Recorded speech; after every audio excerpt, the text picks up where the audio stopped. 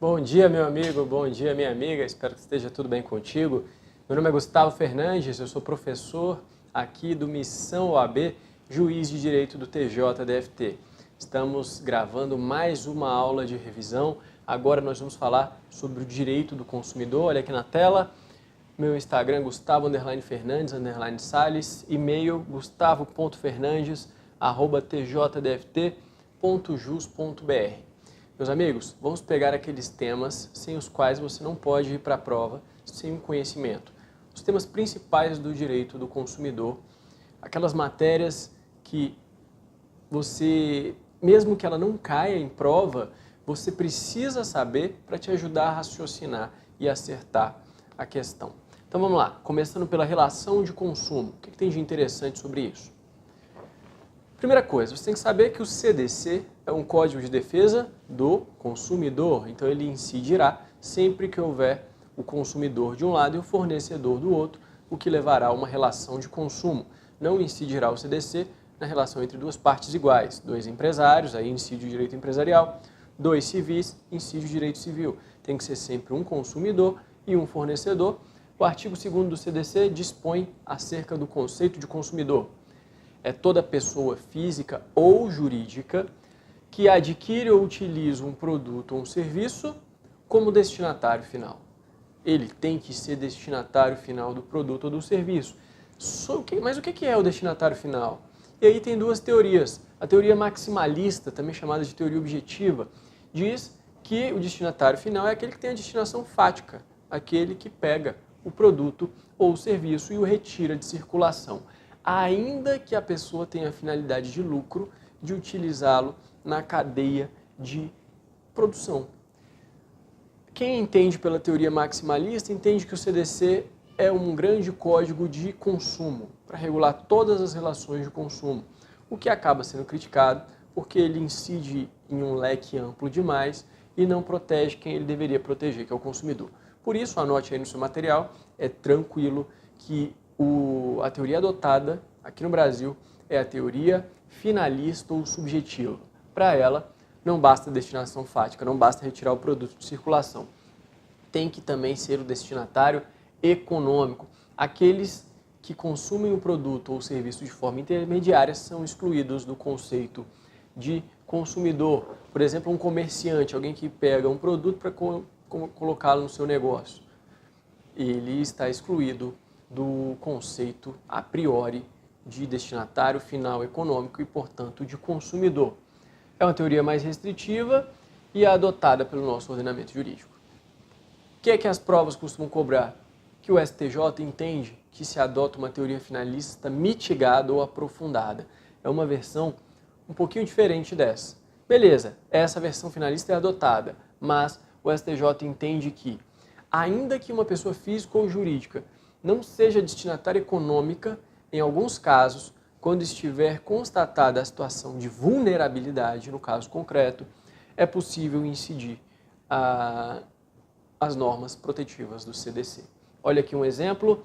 Em 2018, jurisprudência dessa Corte entende que se aplica a teoria finalista de forma mitigada, permitindo-se a incidência do CDC nos casos em que a parte, embora não seja destinatária final do produto ou serviço, esteja em situação de vulnerabilidade técnica, jurídica e econômica em relação ao fornecedor. Então, por exemplo, um taxista, ele retira o carro da concessionária não como um destinatário final econômico, ele vai utilizar o carro para ganhar dinheiro. Ainda assim, os tribunais podem entender que o taxista, no caso concreto, é uma parte vulnerável perante a concessionária, por isso faz incidir o CDC nessa relação. O mesmo no caso de uma pessoa jurídica que consome serviços de outra pessoa jurídica. Mas essa primeira, ela é pequenininha, uma pessoa jurídica que não tem conhecimento ali do assunto, sobre o serviço que ela está consumindo, constatada a vulnerabilidade, mesmo a pessoa jurídica não sendo a destinatária final econômica, ela pode ser enquadrada como consumidora. Além disso, é importante para a sua prova, os conceitos equiparados de consumidor. Além desse destinatário final, tem também o do artigo 2º, parágrafo único. Equipara-se a consumidor a coletividade de pessoas, ainda que pessoas indetermináveis, que de algum modo haja intervindo na relação de consumo. Tá? Então, permite aí uma tutela coletiva de consumidores nesse caso. Artigo 17, uma segunda figura equiparada. Para efeitos desta seção, equiparam-se a consumidores às vítimas do evento. Aquele que é vítima de um acidente de consumo, embora não tenha comprado o produto, é o chamado consumidor espectador ou consumidor bystander. Ele também é enquadrado como consumidor. E o artigo 29, para os fins desse capítulo, equiparam-se aos consumidores todas as pessoas, determináveis ou não, expostas às práticas nelas previstas. Outras vítimas, né? Só que aqui são as pessoas expostas a práticas como publicidade enganosa ou abusiva, cobrança abusiva, inserção do nome no cadastro de maus pagadores. Todos eles acabam sendo considerados consumidor para fins de proteção do CDC. E o fornecedor está no artigo 3º. É toda pessoa física ou jurídica, pública ou privada, nacional ou estrangeira, bem como entes despersonalizados, que desenvolvam atividade de produção, montagem, criação, importação, exportação, comercialização de produtos e serviços. E o serviço? O CDC também fala, parágrafo 2º, qualquer atividade fornecida no mercado de consumo mediante remuneração, inclusive atividades bancárias, financeiras, de crédito e de seguro, mas não se enquadram as decorrentes de relações de caráter trabalhista. Essa remuneração que está no conceito legal, a doutrina fala, pode ser uma remuneração direta ou indireta. Exemplo clássico, aquele estacionamento gratuito que tem nos mercados. Falam, é de graça, estaciona aí, mas isso está sendo utilizado ali na venda dos produtos do mercado. Então se enquadra, sim, como um serviço, um veículo que é roubado ali no estacionamento do mercado, embora seja gratuito, o consumidor pode exigir a reparação do dano do mercado ou do shopping. Algumas súmulas importantes sobre essa relação de consumo. 297 STJ, o Código de Defesa do Consumidor se aplica às instituições financeiras. Isso estava bem claro lá no artigo 3º, parágrafo 2º. 381, nos contratos bancários é vedado ao julgador conhecer de ofício a abusividade das cláusulas. Então, embora incida o CDC nos contratos bancários, o julgador não pode de ofício reconhecer a nulidade das cláusulas. 608, aplica-se o CDC aos contratos de plano de saúde, mas não se aplica aos administrados por entidades de autogestão. E súmula 563, o CDC se aplica a entidades abertas da Previdência Complementar, mas não às entidades fechadas. Leve isso para a sua prova. Bom, ainda nessa parte inicial, vamos ver os direitos básicos do consumidor do artigo 6º. Os principais, os que caem em prova. 5. Artigo 6º, inciso 5.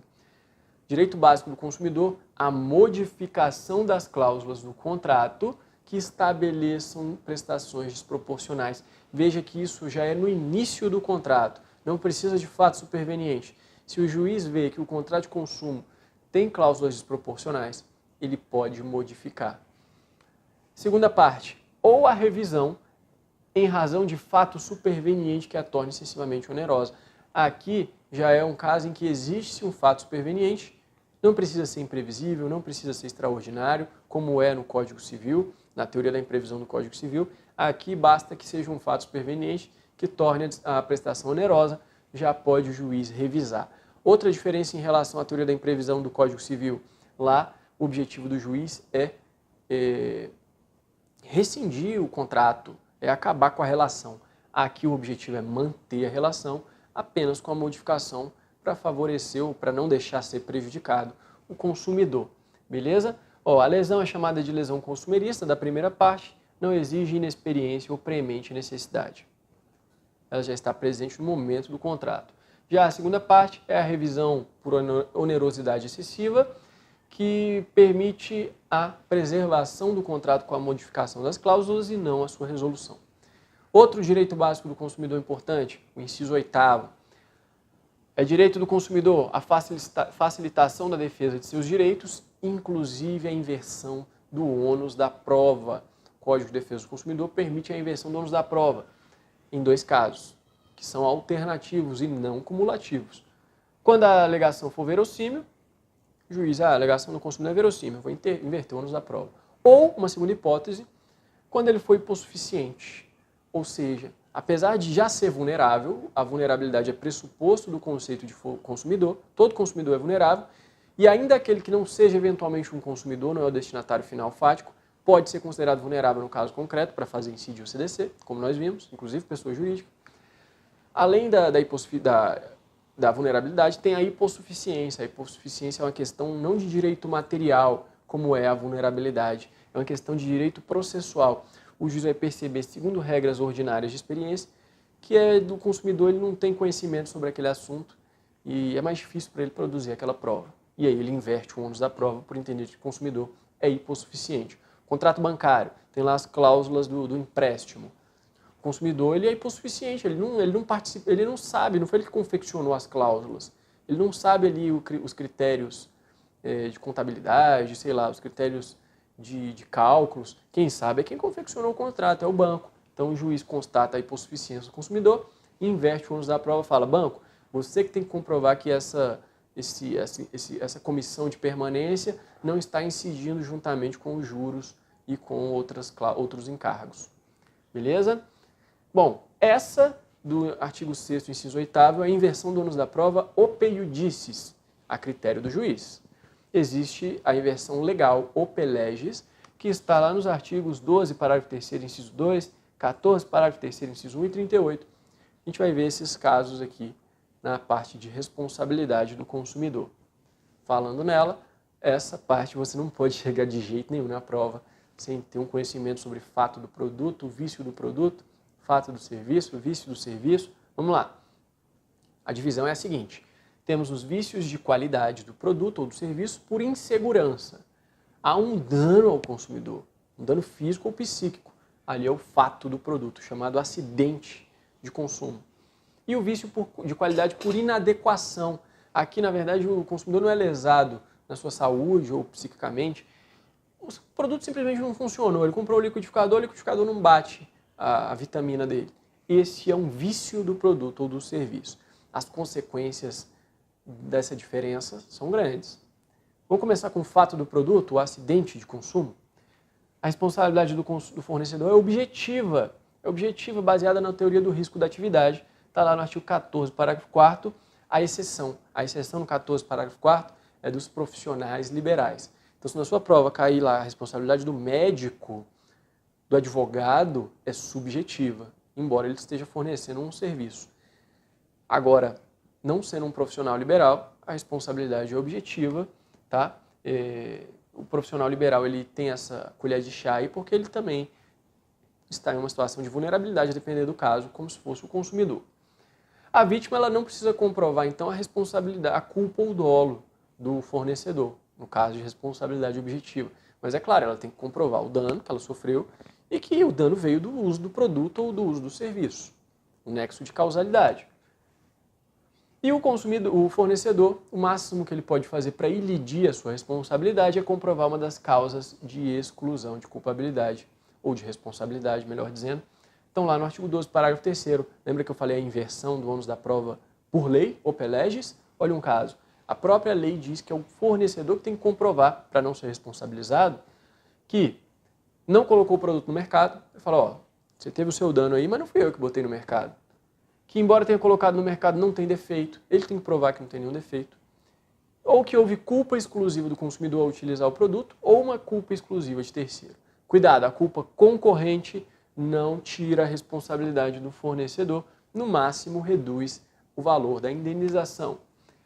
O comerciante, ele não se enquadra no conceito de fornecedor em sentido amplo, no caso de fato do produto. O parágrafo 3º, ele fala que existe, o artigo 13, na verdade o 12 também, eles falam que tem o fabricante, o construtor, o produtor, o importador. Esse é o fornecedor em sentido amplo. Já o comerciante, o cara que tem a banquinha lá que vende o produto, ele também pode ser chamado a responsabilidade, mas isso se dá de forma subsidiária no caso de fato do produto. Anota aí. Olha o que diz lá, artigo 13. O comerciante é igualmente responsável, ele entra no bolo lá do artigo anterior, junto com o produtor, o importador, o fabricante, quando o fabricante, o construtor, o produtor e o importador não puderem ser identificados.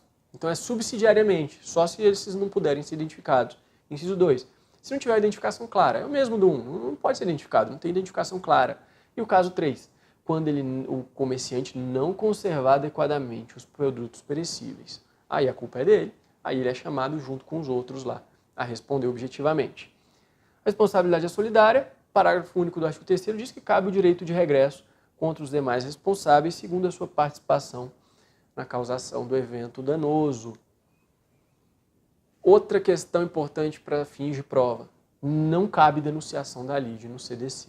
Relações de consumo não cabe denunciação da lide. Cabe o chamamento ao processo, no caso da seguradora. Cabe chamar a seguradora, vedada a integração do contraditório pelo Instituto de Resseguros do Brasil. Mas a seguradora pode ser chamada. Súmula 529. No seguro de responsabilidade civil facultativo, não cabe que o consumidor ajuize a ação direta e exclusivamente em face da seguradora. Então, o que acontece? Eu quero ajuizar uma ação, quero que a seguradora também seja chamada no processo. Então, você ajuiza a ação em relação à seguradora e também ao causador do dano. Um litisconsórcio ali facultativo, você chama os dois. Não pode só contra a seguradora. O causador do dano tem que estar ou sozinho ou junto com a seguradora. Mas a súmula 537 fala: em ação de reparação de danos, a seguradora denunciada, se aceitar a denunciação ou contestar o pedido, na verdade é a que foi chamada ao processo, né, pode ser condenada direta e solidariamente junto com o segurado. Então veja, a seguradora ela não pode estar sozinha respondendo por isso, tem que estar junto com o causador do dano. Mas se estiver junto com ele, ela pode ser condenada diretamente. Pode ser condenada diretamente junto e solidariamente com o segurado. Por isso que ela está no processo, né? Senão não teria muito sentido para que ela fosse chamada ao processo. Responsabilidade civil pelo vício do produto. Aqui não é o acidente, aqui é o liquidificador que não funciona, o ar-condicionado que não gela, que não diminui a temperatura. Nesses casos, olha o que diz aí o artigo 18. Os fornecedores, aqui é em sentido amplo, inclui o comerciante também, de produtos duráveis ou não duráveis, respondem solidariamente pelos vícios de qualidade e quantidade que tornem o produto impróprio ao uso ou lhe diminuam o valor. Qual que é praticamente o único direito do fornecedor no CDC? O fornecedor tem algum direito no CDC ou é só o consumidor? O fornecedor tem um direito, olha só, artigo 18, parágrafo 1º. Não sendo o vício sanado em 30 dias. Então o fornecedor ele tem 30 dias para sanar o vício. É um direito dele. O consumidor, em regra, não pode cobrar o conserto do produto antes de 30 dias. Se passados os 30 dias, o consumidor pode alternativamente ou pedir a substituição do produto por outro, não, esse aí não quero mais não, quero outro. Se não consertou em 30 dias, ou a restituição do que ele pagou, ou o abatimento proporcional do preço. Ele fala, eu quero esse produto mesmo assim, mas eu não vou pagar esse valor, está comprovado que ele só funciona 50%, então só pago metade. Excepcionalmente, parágrafo 3º do artigo 18, o consumidor pode fazer o uso imediato daquelas alternativas. Ele pode pedir diretamente a devolução do dinheiro. Sempre que, em razão da extensão do vício, a substituição das partes possa comprometer a qualidade ou o produto, ou características do produto, ou diminuir-lhe o valor, ou se tratar de um produto essencial. Então, se já de cara puder ser comprovado que vai comprometer o produto, não tem como consertar direito, já pode, não precisa esperar os 30 dias. Se for um produto essencial também. Vamos supor, o cara é taxista, trabalha com carro. O carro deu pau, ele já fala, produto essencial, preciso dele para ganhar dinheiro. Já pode pedir diretamente. Parágrafo 4º. Tendo o consumidor optado pela alternativa do inciso 1, a substituição do produto, não sendo possível substituir pelo bem de mesma espécie, pode haver substituição por outro produto diverso. E aí ele complementa ou pede a restituição da diferença do preço. Esses 30 dias eles podem ser negociáveis. O CDC fala, as partes podem reduzir ou ampliar, mas o mínimo são 7 dias e o máximo 180 dias. E nos contratos de adesão, a cláusula do prazo tem que ser convencionada em separado por meio de manifestação expressa do consumidor. Se não tiver separado ali com concordância expressa do consumidor, aí não vai produzir efeitos no contrato de adesão. Outra questão interessante, garantia legal e contratual. São duas espécies de garantia. A garantia legal está lá no artigo 24, independe de termo expresso. Está na lei, acabou. O fornecedor não pode se exonerar dela também. E a contratual é aquela complementar à legal e está mediante termo escrito fornecido pelo fornecedor ao consumidor a uma soma dos prazos iniciantes pela contratual. Então é o seguinte, eu vou comprar um Honda Civic lá na concessionária. Aí tem lá a propaganda, você tem 3 anos de garantia. Beleza. Então, se surgir algum vício no Honda Civic, durante os 3 anos eu estou no prazo da garantia contratual. Terminados os 3 anos, começa a incidir a garantia legal. E aí eu tenho mais alguns dias de acordo com o que a lei dispõe. Vamos ver como é que a lei estabelece essa garantia legal, que vai se somar à contratual, se ela existir por escrito. Direito de reclamar pelos vícios, de fácil ou aparente constatação, tem 30 dias se tratando de produto ou serviço não durável, um produto perecível, uma comida, tem 30 dias. 90 dias se for um produto durável, no caso do veículo. Agora, o parágrafo 1º, inicia-se a contagem do prazo a partir da entrega do produto ou do término do serviço, e o parágrafo 3º, que é mais importante, ele fala, se for um vício oculto, aquele que você não pode ver já quando compra o produto, ele está oculto, você só vai perceber ele depois, o prazo se inicia no momento em que ficar evidenciado o defeito. Então, o defeito você só viu um tempo depois, ali que vai começar o prazo decadencial. Parágrafo 2º fala, obstam a decadência, ou seja, não deixam a decadência correr. A reclamação feita ao fornecedor, então, você tem um vício, você reclama lá para o fornecedor, o prazo fica suspenso, ou interrompe-se. A doutrina não tem unanimidade em relação ao que significa obstam. Interrompe ou suspende? Não interessa, a prova, o exame da ordem não vai cobrar essa polêmica. Ele quer saber que se o consumidor reclamar, o prazo não corre, até que o fornecedor dê uma resposta. O segundo que foi vetado era uma reclamação feita ao PROCON, foi vetado. Então reclamar ao PROCON não adianta nada, tem que reclamar ao fornecedor. E o terceiro é a instauração de inquérito civil, até o encerramento aí o prazo não corre. E a prescrição? No caso de vício do produto, aquele carro que não funciona, 30 e 90 dias. Ou vício oculto a partir de quando conhece o defeito. Também é o mesmo prazo. Agora, se for um dano, um fato do produto e não um vício, um acidente de consumo, aí o prazo é de prescrição. 5 anos para a reparação dos danos pelo fato do produto ou serviço. Conta-se a partir do conhecimento do dano e da sua autoria. Outra questão interessante do CDC é a desconsideração da personalidade jurídica. Você estuda isso nas aulas de direito civil e também no processo civil. No caso do CDC, adota-se a teoria menor, que você já está careca de saber, a gente vai só revisar. Ela é extraída do artigo 5º, do parágrafo 5º do artigo 28, que fala: também pode ser desconsiderada a personalidade jurídica quando a personalidade dessa pessoa jurídica for, de algum modo, obstáculo ao ressarcimento de prejuízos causados ao consumidor. Então, meu amigo, o fornecedor é insolvente, ele não está pagando, não está conseguindo pagar, já pode pedir e o juiz vai deferir a desconsideração da personalidade jurídica sem precisar comprovar os requisitos lá da teoria maior do artigo 50 do Código Civil.